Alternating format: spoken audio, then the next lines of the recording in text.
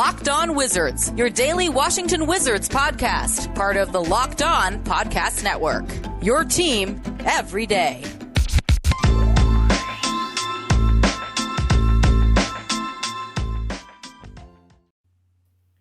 What is going on, guys? Back with another Locked On Wizards episode. We have a very special guest with us today, Troy Haliburton, reporter for the Wizards, also writes for the Washington City paper. Thank you for joining us, Troy. How you feeling today? Man, I'm doing all right, man. I need that type of introduction everywhere I go, D, man. I appreciate that, my brother. Yeah, of course, my man. I want to thank you guys, first of all, for making Locked On Wizards your first listen every day. We are free and available on all platforms. This episode is also brought to you by Rock Auto. Amazing selection, reliably low prices, all the parts your car will ever need. Visit rockauto.com and tell them Locked On sent you.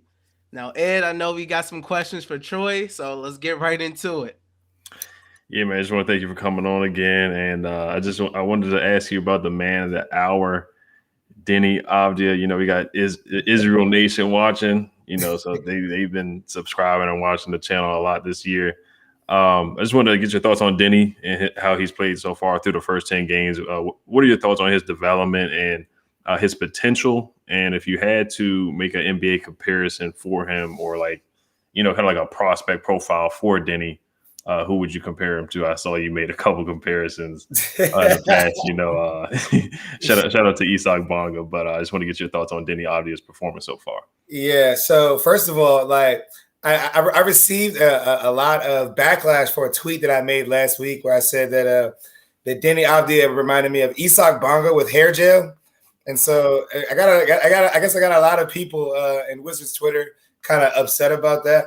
And I think that a lot of people like took that comment as me like kind of like disrespecting Deni, but like I'm actually one of the biggest Isak Bonga stans.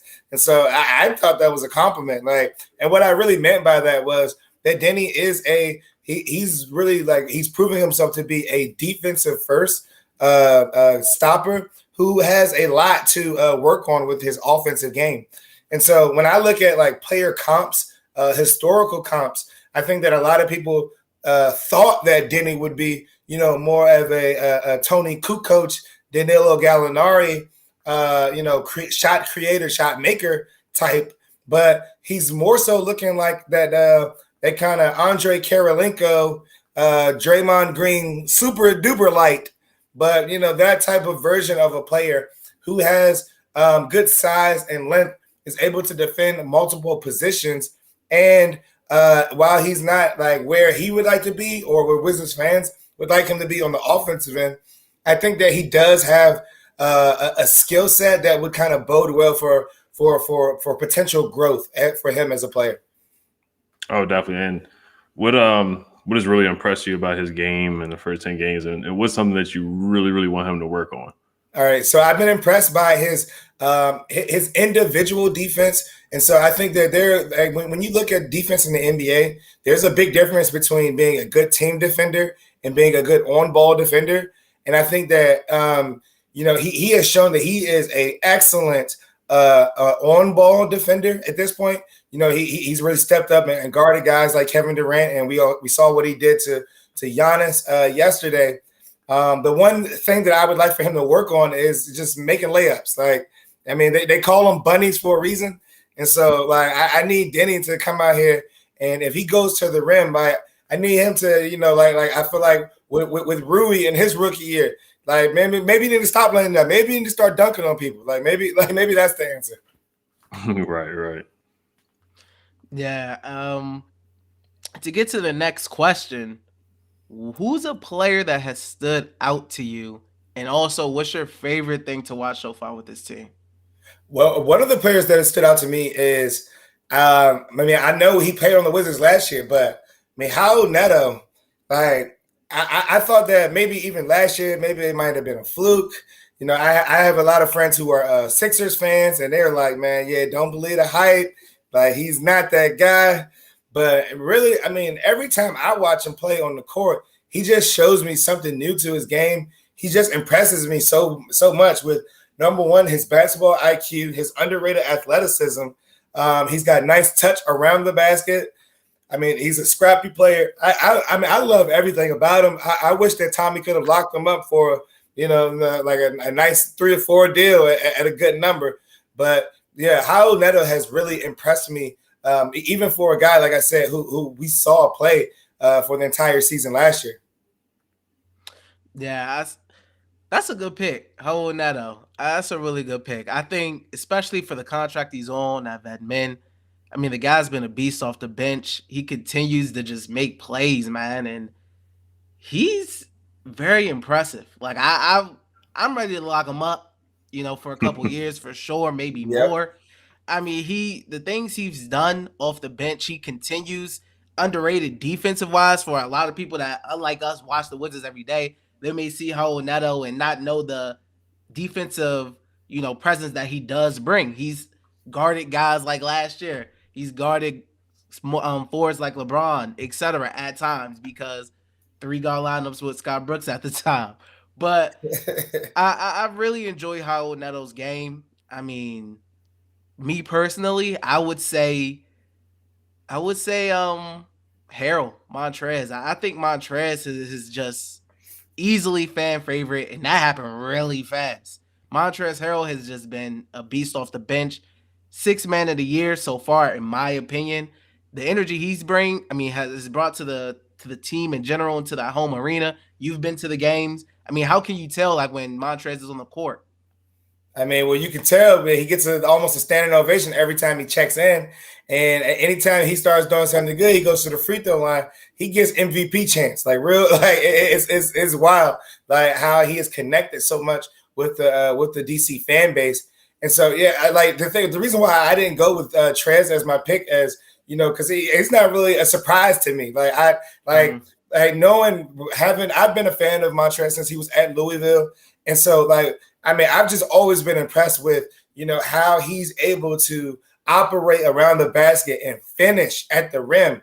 So, we're talking about a guy who's only 6'7", 6'8", but he's got 26 dunks on the season. He's got just as many dunks as the rest of the Wizards team combined.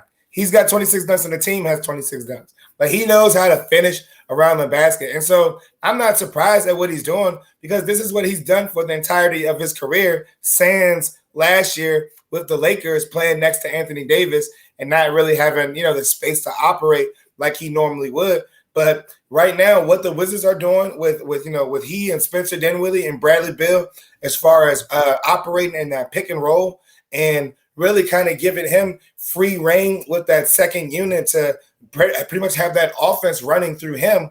I'm impressed, but I'm not surprised because this is kind of what I expected. And so while I agree with you, I think that right now it'd be a 2-man race between Montrezl Harrell and Tyler Hero for that 6th man of the year award.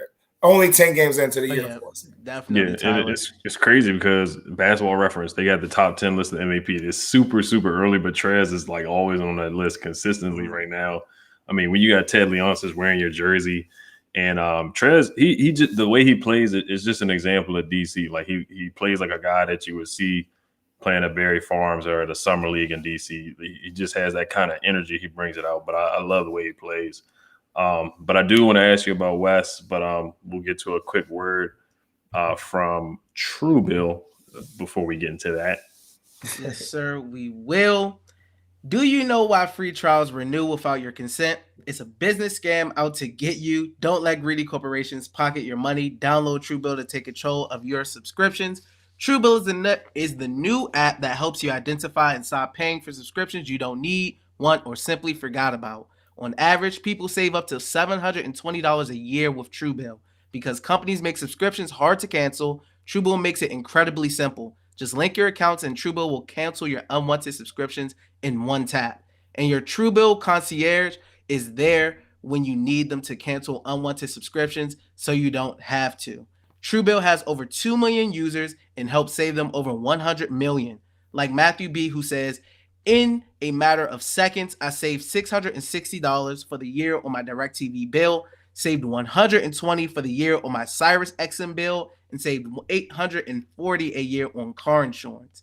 Don't fall for subscription scams. Start canceling today at Truebill.com/LockedOnNBA. Go right now, Truebill.com/LockedOnNBA. It could save you thousands a year. Truebill.com/LockedOnNBA. And we also have a message from our friends over at Prize Picks. You all know about them.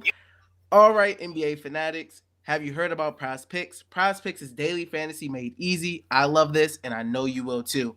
Prize Picks has the best NBA DFS prop game on the market. Prize Picks offers more NBA props than any other DFS prop operator and offers all the superstar players as well as bench players, only recording a handful of minutes each game. Prize Picks offers any prop you can think of, from yardage to touchdowns, even interceptions thrown. All of our listeners that deposit and use our promo code will receive a 100% instant deposit match up to $100. Just be sure to use promo code NBA. You can pick 2 to 5 players in an over/under on their projections, and you can win up to 10 times on any entry, and it's just you versus the projected numbers. Prize Picks allows mixed sports entries. For example, you can take the over on LeBron combined with the under on Mahomes in the same entry. Use the award-winning app on both the App Store and Google Play. Entries can be made in 60 seconds or less. It's that easy. Prize Picks is safe and offers fast withdrawals. Don't hesitate. Check out prizepicks.com and use promo code NBA, or go to your app store and download the app today. Prize Picks is daily fantasy made easy. And once again, guys, I want to thank you all for making Locked On Wizards your first listen every day. We are free and available on all platforms. So go ahead, Ed. Yeah, before we get to Wes, I wanted to give Kuz some love too about the surprise pick. I mean, he's not a surprise to a lot of people, but he's been playing well. He's almost averaging a double-double. So shout out to Kuz. He's definitely a most improved player candidate so far for the Washington Wizards. But I do want to get your take on Wes Unseld Jr. What's the biggest difference that you've seen from Wes Unseld Jr. from the previous coaching regime that you like so far? And is there anything that you've gotten different vibes from him in press conferences? Have you been able to see any practices from Wes Unseld Jr.? I know they said 80% defense and 20% offense in the beginning of the training camp. So, what kind of vibes have you gotten from Wes? What have you liked the most that you've seen from Wes Unseld Jr. through the first 10 games compared to last year? Well, I mean, in a lot of ways, Wes Unseld Jr. he's a lot different than the previous head coach. So I'll talk about, you said about like press conferences and stuff. Number one, like last year, Scott Brooks is a great guy. I mean, you ask him questions, though, and he could talk for 10 minutes and not answer the question. And it's just like, whereas Wes Unseld, it's like he's very direct and like concise with, how he responds to questions and like he's just very detailed oriented. So if you ask, like, he just goes and he lists like everything that you ask, he'll list it out and explain to you why he did something or, why he didn't do something. Like he's just very detailed with like his answers. And I think that kind of shows and rolls over to how he coaches on the floor.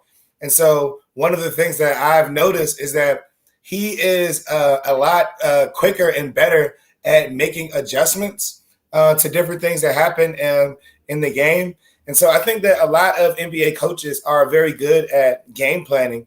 Everybody works hard. Everybody, has the scouting report. Everybody does a good job of preparing their team before the game. But it's like, what do you do when you have to throw the game plan out the window and you have to make adjustments on the fly when there are other coaches who are just as smart as you or smarter and they're making adjustments? And so an example that I would give is yesterday in the Bucks game. I know there's this clip floating around where you see the Bucks go to a 2-3 zone. And so you immediately see they go to a 2-3 zone and you see Wes Unseld on the sideline. He's coming up. He's making signals like he's a baseball, umpire. He made a signal. He could brag. They run a play. You got two guys setting the screen, and then open up the Red Sea for Bradley Beal to score a play immediately. The Bucks ran that 2-3 zone for like 5 plays, and they had to get out of it because Wes Unseld was able to make such an adjustment on the fly. And so I think that that's the biggest difference when you look at what Wes Unseld brings to the table than what Scott Brooks did. Like, obviously he's focusing way more on the defensive end than Scott Brooks ever did in his 5-year tenure as the Wizards head coach. But like I said, I think that his ability to make adjustments no matter what it is. And so the Wizards have won in different ways so far this season. They've won games where that Indiana Pacers game where it was like in the 120s. But then, they've also held their last 2 opponents to under 100 points. So, and they held the Raptors. I think they scored like 82 points on the opening game of the season. And so they've been able to show that they can win in different ways. And I think a lot of that has to go with, what Wes Unseld's attention to detail and his ability to adjust on the fly. Definitely, yeah. It's shown a lot of resiliency. We've lost, we got blown out by the Nets, and we come back and win games, lost to the Raptors, went on a 2-game losing streak, and Wes has been able to find adjustments and make this team better. But yeah, you can go ahead, D. Just to get into Bradley Beal a little bit, because we can't go through this without talking about Brad, I wanted to ask you, how would you evaluate his performance through these first 10 games? What have you liked and what have you not liked? Also, do you think he could be a number one contender on a championship team? What have I've liked so far? I think that Brad is much more engaged at other aspects of the game that don't involve scoring. And so I think that he has actual players around him who are capable of putting the ball in the basket. So that takes a little bit off of his workload. I think what I've seen from Brad is the type of player that we've come to know from Brad. He looks like an all-star player, an all-star, borderline all-NBA type of player to me. And so one of the things that I would like to see him improve, I've tweeted this out several times, and I mean, it just keeps happening. Like the Wizards will be in a clutch situation at the end of the game, and Bradley Beal not only turns the ball over, but he falls down as he does it. Like I just don't understand.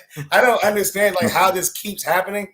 But for me, like if Brad wants to take that next step to become a really top tier, top 10, bona fide all NBA guy every single year, then he's got to figure out how to finish in the clutch a little bit better than what he has shown, over the last couple of years since he's been quote unquote the guy in DC.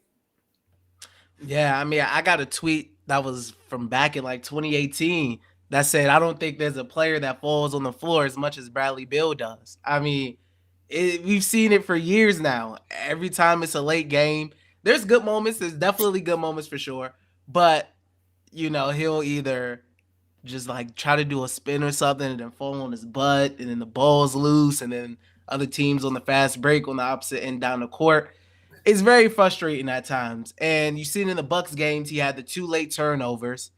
But I definitely agree with you. When you talk about James Harden, Damian Lillard, Kyrie Irving, etc., these guys all in the clutch hitting those shots, hitting those big shots consistently.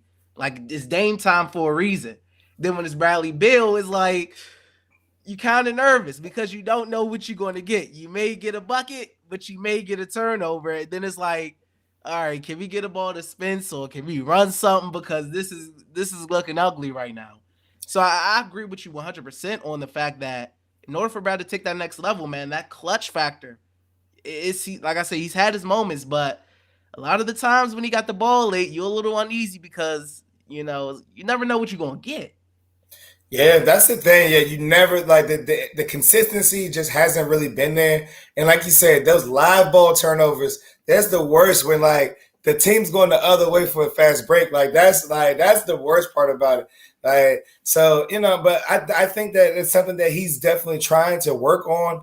I've been impressed, like I said, with like how he's kind of raised his overall game. And yes, his scoring has gone down. He's averaged 30 for the last 2 seasons, and he's only averaging 24 this year. But I think that he's more balanced with the things that he brings on the basketball court. And another thing that I would like to see Brad work on. I don't know what Space Jam character that took his superpowers from him, but somehow Brad can't shoot the 3 ball anymore. I don't know what's going on with this. It's like and even open threes. So I can understand if his 3-point percentage has gone down because he's dribbling and he's taking all these contested threes. Like, nah, we'll get a swing, and it ends up on Brad wide open in the corner. And some of these shots, I saw him hit the side of the backboard like last week. It's just like almost somebody has like taken his powers as far as his 3-point shooting ability. So and I've even looked at like different clips. Like his form looks a little different as well. Like he doesn't shoot the same way that he used to. And so while I love big football running back Brad, who's able to split double teams and attack the rim, I kind of want my star player to be able to hit a shot from the outside, and that would definitely help him improve his clutch play too. Yeah, we don't want him to blame the new Wilson basketball, but yeah, he's not the Brad shooting from the John Wall days. But and we don't want to forget about the question too. Do you believe that they can win a championship with Brad being the number one guy? Can they be a contender with Bradley Beal as your number one option? I mean, contender is relative. Could they pull off a Eastern Conference Finals run like the Hawks did last year? If you get into the right matchup, sure. With the Hawks contenders last year, I don't think anybody would say that the Hawks were legitimate championship contenders last year, even though they played in the conference championship. So do I think that Brad can do that? Yes. Do I think that Brad is like that he could be the number one guy on a team that is a legitimate championship contender? I think that remains to be seen. But as for right now, I would say no. But he's still young. He's 28, and he still has room in his game to grow. So it's not to say that he can never reach to be that player. But right now, if I'm being realistic, no, he's not that player. But like I said, that's relative. There's definitely a path that you can look at. I don't want to get too excited here, but why can't the Wizards pull something like the Hawks did last year? Definitely is. It's hard to do it. I mean, number one guys are Giannis, KD, LeBron. I mean, you got to be in that echelon in that room with those guys. So yeah, it's definitely not a knock on Brad. It's definitely, yeah. Jokic was the MVP last year, and he's not a guy who is a number one championship contender guy. Right. So there's levels to this. Like, definitely, yeah. But we do want to get to Rui. We got some important news today, an update on him. But before we do get to Rui, we'll get a word in from our sponsor. Yes, we do. We have a word from our friends over at Rock Auto. This episode is brought to you by Rock Auto. With the ever-increasing numbers of makes and models, it's now impossible for your local chain auto parts store to stock all the parts you need. Why endure often pointless or seemingly intimidating questioning and wait while the person behind the counter orders the parts on their computer, choosing the only brand their warehouse happens to carry? You have computers with access to rockauto.com at home and in your pocket. Save time and money when using Rock Auto. Why choose to spend 30, 50, even 100% more for the same parts from a chain store or car dealership? For example, the Honda Odyssey fuel pump is $353 from a chain store, but only $216 from Rock Auto. Rock Auto is also a family business serving do-it-yourselfers for over 20 years. Rock Auto prices are reliably low for every customer, and they have everything you can need from brake parts, tail lamps, motor oil, and even new carpet. So go explore their easy-to-use website today to find the solution to your auto part needs. Go to rockauto.com right now and see all the parts available for your car or truck. Right, Locked On in their How Did You Hear About Us box so they know we sent you. Amazing selection, reliably low prices, all the parts your car will ever need. rockauto.com. All right, so Rui, we got some news about Rui, and I just wanted to confirm with you because I know you definitely talk with people in the front office. There's been some stories, here and there that have come out in social media and whatnot. So just wanted to get your take on Rui. What have you heard recently, and did you get an update today on Rui Hachimura? Yeah, well, I saw that Shams got out in front of it, and he said that that Rui was expected to rejoin full team activities within the next 2 weeks, and so I think that goes right on with the timeline that I reported last week. I had an article in the Washington City paper where I had a quote from Tommy Shepard, who had reached out and basically wanted it to be known that any report that says that Rui had been missing from the facility and that nobody had seen him, that just simply wasn't true. That that they had him on a schedule during individual workouts. First of all, the team was on the road for a part of that time period, but Rui comes into the facility. He had done stuff with some not only the Wizards training staff, their development guys who would stay behind while he was on the road. They had the Capital City Go-Go who was working out at the facility, and he was able to do some individual work with some of those guys. I think that when they were putting him on this plan to get back to game action, It's a kind of a mind, body, and soul type of thing. So they wanted to make sure that his mind was right, and then also making sure that his body was right. That they don't want to just throw him out there, with a chance of going back and getting hurt. They wanted to make sure that he was all the way ready. And so, I think that this was all a part of their plan from the beginning. I don't think that there had been any setbacks in their plan. And so Rui Hachimura, they're taking their time because, number one, I think that he's such an integral part of what they would like to build with the future of this organization. And this is for on and off the court. And so I think that he bears a lot of responsibility when it comes to some of the things that they were looking for him off of the court. And I think that combined with his obligation to the Japanese national team probably caused him to become a little exhausted. And so, like, I don't think that I think the number one, I think that people should have a lot more empathy and respect for him as a person who is going through something as far as being aware of his mental health and exhausted and just trying to grow as a person. I think like I said, I think a lot more empathy was definitely deserved from anybody who had reports that trying to make it seem as though that there was something nefarious going on with his absence from the team.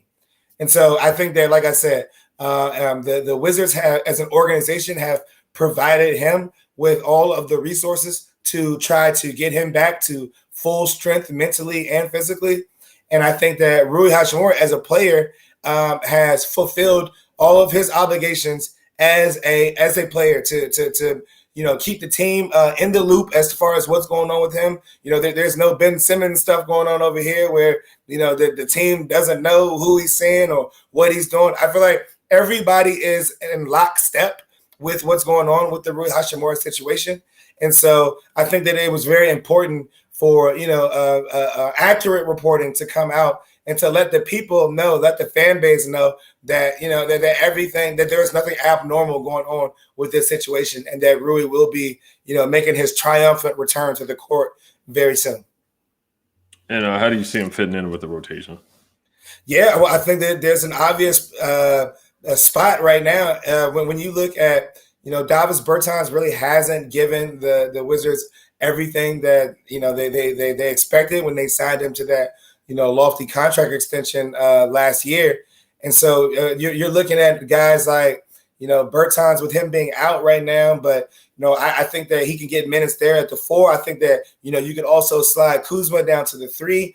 I think that you can play Rui and Deni together as a combination. All of the things that Deni cannot do, Rui's actually pretty good at, like, getting the ball around the basket and being able to, finish plays with his mid-range jumper. And so I think that, when he comes back, that he will go back into the rotation. When you look at the way that the minutes are being distributed right now, you have guys like Kuzma and KCP, they're playing like 33 minutes a game. And maybe like Wes Unseld, he'll be able to, bring some of those minutes down. Maybe they play 26, 27 minutes a game, and you can get Rui a nice rotation where he can play up to 25 minutes a game to start out. And so it really would just depend on how he looks on the court. But I just know that the Wizards are heavily invested in his growth as a player, or both on and off the court. So he will be in the rotation when he comes back. Like that, I feel confident about that. Yep. All right. So we got the facts from Troy. Nothing, just the facts, Jack. Like we want to be accurate with our reporting and just giving the people what it is they want, but like it's got to be within the confines of what's actually going on. And so, and like I said, I think this isn't TMZ. We're not trying to be salacious, and we have to respect like Rui's whatever it is that's going on with him. Like I think that there was a little bit of a lack of empathy being shown when you try to make it seem like that he what hasn't been around or that his teammates are wondering about him. I just don't think that was the mood from the team, and that's from multiple people. And it's not just from Tommy Shepard. That's from I talked to the guys who rebound from in the training sessions. I talked to coaches on the go-go staff, or I talked to team security. Like and when you report stuff, like you don't just talk to one person and throw stuff out there. You have to get an all-encompassing story, and then you put together the picture, and then you just report what it is that you're hearing accurately. Definitely. Yeah, definitely. No, we're getting a little late here, so I'm gonna go to ask you one more question, then we can get to some keys to victory and a bold prediction for the Cavaliers game. Just this last question for you. Has your win predictions for the Wizards changed after these first 10 games? Where do you see them stacking up in the Eastern Conference? And do you think they're the real deal right now? Yeah, I think they are the real deal. My win prediction was 45 coming into the season. And so all I know is that I kept tweeting it out. I tried to give people free money. The line, Vegas had them at 33.5 for the win total. And I just, to me, it looked like free money to take the over, because every projection I saw the Wizards winning about 40 games. So if literally the 538, the ESPN, Basketball, all these different projections had them winning 40 games, and the line was only 33. So maybe, I don't know, Vegas knew something that we didn't, but I slammed that over. And I think the Wizards will probably be in contention for one of those 4 to 6 seeds and avoid the play-in. So that's my projection right there. That's good. Go ahead. Yeah, and I seen you tweeting over there with Kendrick Perkins. I know you want the Wizards to get some more attention. I know Kendrick Perkins had a tweet out about the Wizards and how they had multiple starters out. With double-digit points, and that's a gender-free basketball. I hope the Wizards do start getting some more media attention, man. Yeah, for the last 2 weeks, I think that I've seen a lot of stuff. I listen to a lot of basketball media, a lot of podcasts.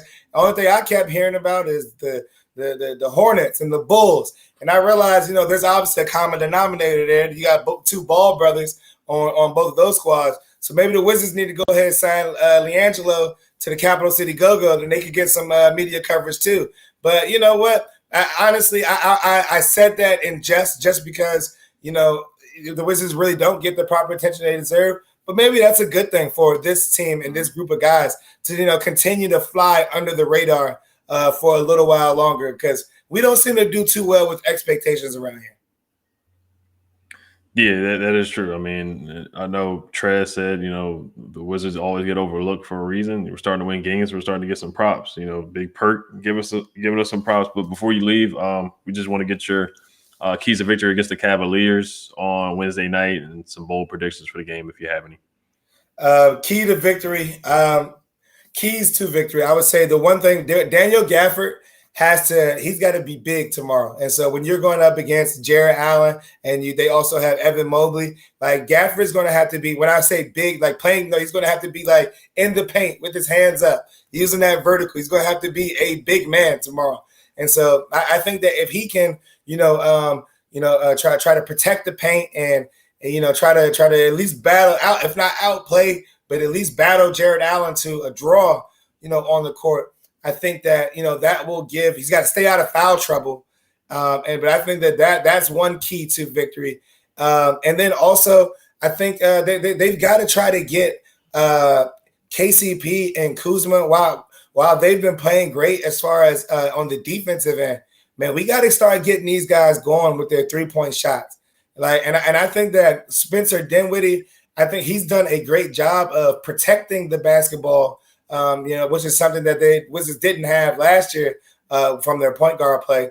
But I want to see Spencer, kind of show a little bit more as far as his playmaking and shot creation for others. Let's start getting some of our 3-point shooters some more open looks, and maybe that'll help our team percentage go up. Definitely. And did you have a bold prediction for the game?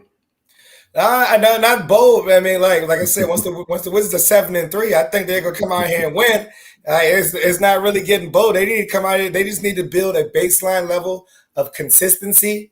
But I guess, look, I do have a bold, not so much on the game. I think Brad will get his first. Has he scored 40 yet this season?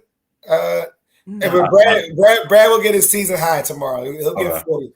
Okay. 40 I don't want him to get 40 because we always lose when he get 40. But now we'll get 40 and win. That's gonna be that's the bold prediction. Okay. I like that. Yeah. But we're gonna end it off there, guys. Everyone, I'd like to thank you once again for making Locked On Wizards your first listen every day. Now I would like for you guys to make your second listen Locked On Fantasy Basketball with Josh Lloyd. He hosts the #1 daily fantasy basketball show on the planet. It's free and available on all platforms. Once again, I'm going to give you a big thank you for Troy Haliburton. I know he was a little lengthy today. Thank you for sticking with us. You gave us some great answers. I appreciate your time, man. I appreciate you guys. Ed and my brother D, thank you guys for having me. I love to see the brothers out here shining on the Locked On Wizards podcast. Man, you keep doing your thing, keep building it, and hopefully I'll be able to see you all down at Capital One Arena soon for a game. Yes, sir. All right. Yeah.